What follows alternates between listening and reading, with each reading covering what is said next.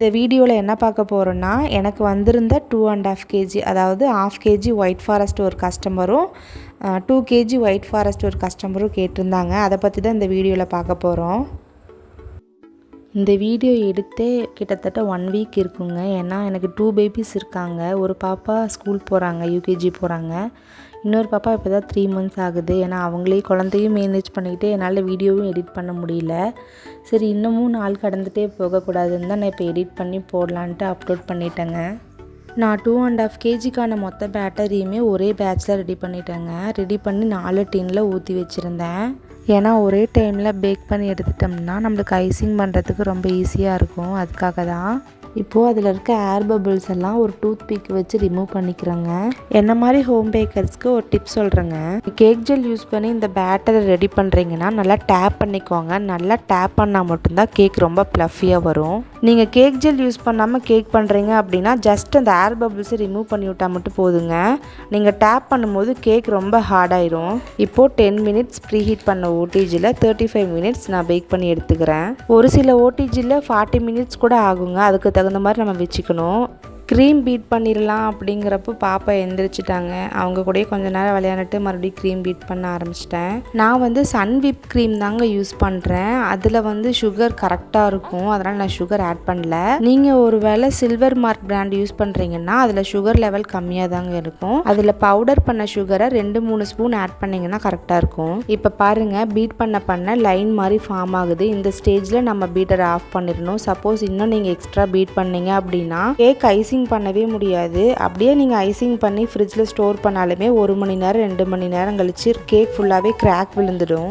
நீங்கள் எந்த அளவுக்கு கரெக்டான கன்சிஸ்டன்சியில் பீட் பண்ணுறீங்களோ அந்த அளவுக்கு கேக்கோட அவுட்லுக் கிடைக்கும். அவ்வளோதாங்க, ஐசிங் பண்ணி முடிச்சுட்டேன். கஸ்டமர் என்கிட்ட இந்த மாதிரி தான் டிசைன் வேணும் அப்படிங்கிற மாதிரிலாம் எதுவும் சொல்லலை. சரி நானே டிசைன் போட்டுக்கிட்டேன். இந்த கேக்கோட அவுட்லுக் இந்த மாதிரி தாங்க இருந்துச்சு. அடுத்தது 2 kg கேக்குக்கான ஐசிங் தாங்க பண்ணிகிட்ருக்கேன். இந்த கேக் அடுத்த நாள் ஒரு 12 மணிக்கு போல் தான் எனக்கு வேணும்னு கஸ்டமர் சொல்லியிருந்தாங்க. நான் ஆனால் முந்தின நாள் ஒரு 3 மணிலேருந்தே ஸ்டார்ட் பண்ணிட்டேங்க.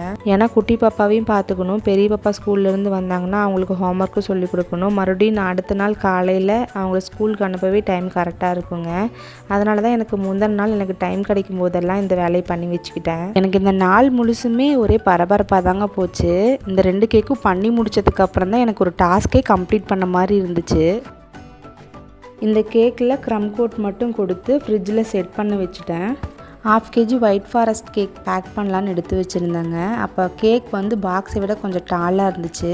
கேக் பாக்ஸு க்ளோஸ் பண்ணுவோம் இல்லையா, அதில் வந்து சைடில் சென்ட்ரு பார்த்து இந்த பக்கமும் அந்த பக்கமும் கட் பண்ணிக்கணும். கட் பண்ணிவிட்டு 2 பக்கமுமே முக்கோணமாக வச்சு இந்த மாதிரி ஒரு செலோட்டை ஒட்டிக்கணும். அதுக்கப்புறம் பேக் பண்ணால் கேக் மேலே இருக்க க்ரீம் வந்து பாக்ஸில் ஒட்டாமல் வரும். கூட என் ஹஸ்பண்ட் தாங்க ஹெல்ப் பண்ணிட்டு இருந்தாங்க. பேக் பண்ணதுக்கப்புறம் கஸ்டமர்கிட்ட கொண்டு போய் கொடுத்துட்டாங்க கேக்கை. அடுத்து 2 kgக்கான பேஸ் வந்து நான் ரெடி பண்ணி வச்சுருந்தேன் இல்லைங்களா, க்ரம் கோட் கொடுத்து. நான் மெயின் கோட்டே கொடுத்துட்டேன். என்னால் அதை வீடியோ எடுக்க முடியல. ஏன்னா பாப்பாவுக்கு தடுப்பூசி போட்டு அந்த அன்னைக்கு தாங்க 3வது நாள். அவங்களே பார்த்துட்டு என்னால் வீடியோவும் சரியாகவே எடுக்க முடியல. கஸ்டமர் வந்து கொக்கோமெலன் தீமில் தான் எனக்கு கேக் வேணும்னு சொல்லி கேட்டிருந்தாங்க. அதுக்கு தகுந்த மாதிரி டாப்பர்லாம் வச்சு எடுத்துக்கிட்டேன். இந்த வீடியோவில் எனக்கு தெரிஞ்ச ஒரு 2-3 டிப்ஸை உங்கள் கூட ஷேர் பண்ணியிருப்பேன்னு நினைக்கிறேங்க. இந்த கேக்கோட அவுட்லுக் இந்த மாதிரி தாங்க இருந்துச்சு. இந்த வீடியோ உங்களுக்கு பிடிச்சிருந்ததுன்னா என்னோடய சேனலுக்கு சப்போர்ட் பண்ணுங்கள். அப்போ தான் இன்னும் எனக்கு ஒரு மோட்டிவேஷ்னலாக இருக்கும்.